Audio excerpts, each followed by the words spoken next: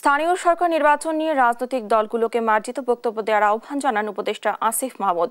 মঙ্গলবার জাতীয় স্থানীয় সরকার দিবস উপলক্ষে আয়োজিত এক অনুষ্ঠানে অন্তর্বর্তী সরকারের স্থানীয় সরকার উপদেষ্টা আসিফ মাহমুদ সজীব ভুঁইয়া একথা বলেন।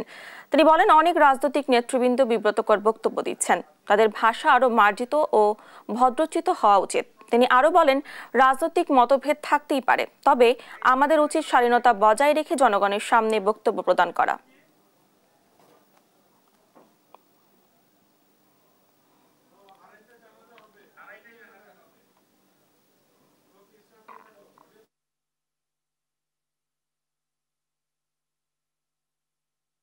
দেখছি যে অনেক রাজনৈতিক নেতৃবৃন্দ তাদের বিভিন্ন ধরনের বিব্রতকর বক্তব্য দিচ্ছেন।